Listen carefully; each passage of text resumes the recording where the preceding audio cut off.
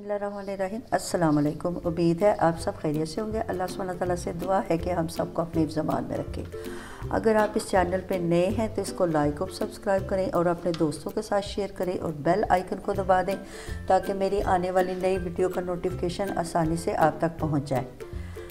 आज हम बना रहे हैं चिकन के कोफ्ते।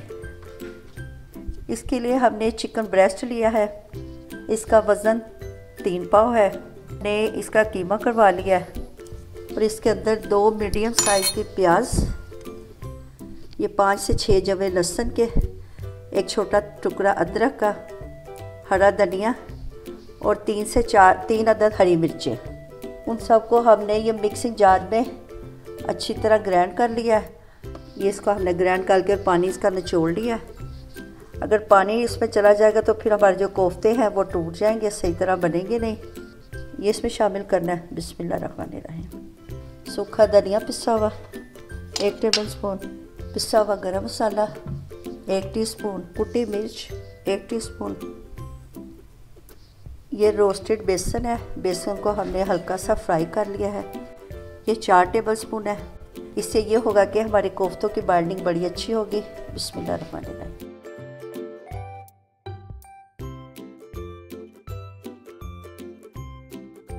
अगर आपके पास अंडा है तो आप अंडा डाल सकते हैं। नमक मिर्च आप अपने पसंद से डाल लें। ये मैंने 1 टीस्पून भर के डाला है। अब इनको अच्छी तरह मिक्स कर लें। 1 टेबल स्पून इसमें घी या ऑयल का शामिल करना है।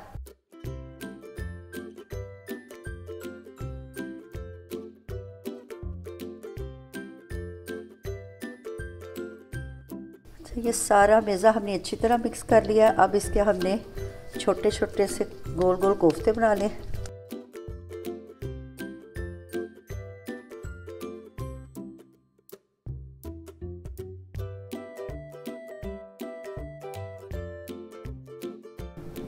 कोफ्ते हमने सारे रेडी कर लिए हैं।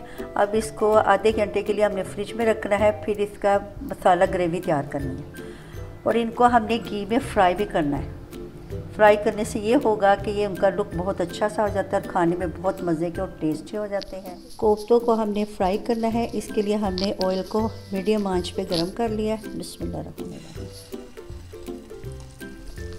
इनको हल्की आंच पे तकरीबन 7 से 8 मिनट इनको फ्राई करना है ताकि हमारे कोफ्ते जो हैं वो अंदर से भी गल जाएं।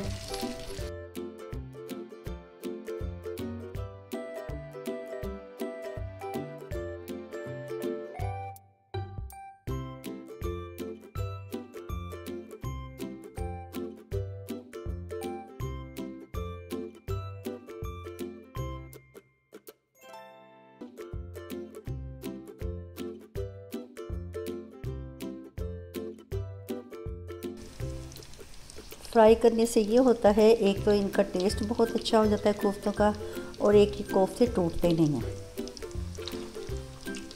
इनको हल्की आंच पे तकरीबन 7 से 8 मिनट हमने गोल्डन सा करना है। इनकी साइड चेंज करते रहें ताकि चारों तरफ से ये गोल्डन हो जाए।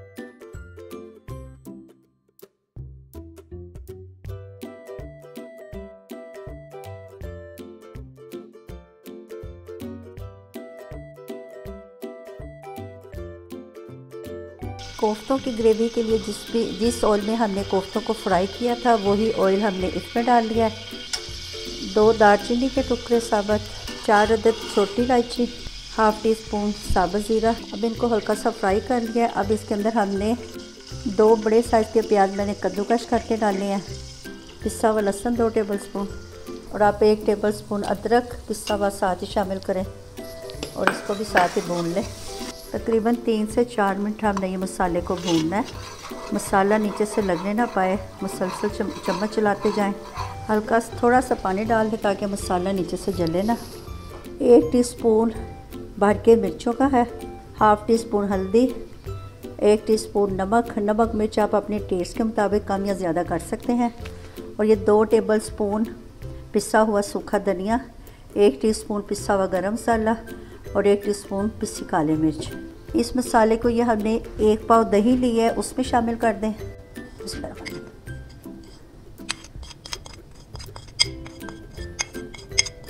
दही में थोड़ा सा पानी मिक्स कर दें, इससे ये होगा कि हमारी दही फटेगी नहीं। अब ये सारा मसाला इसमें मिक्स कर लें।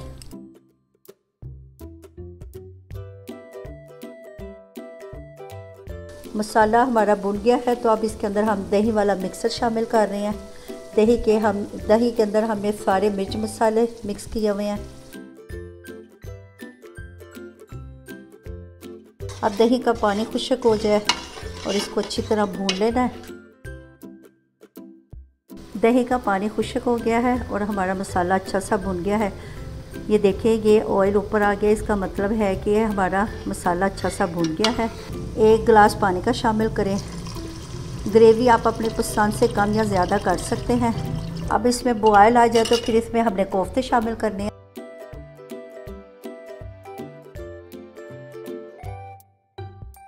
सारे कोफ्ते डाल दें और उनको एक मरतबा चम्मच चला दें।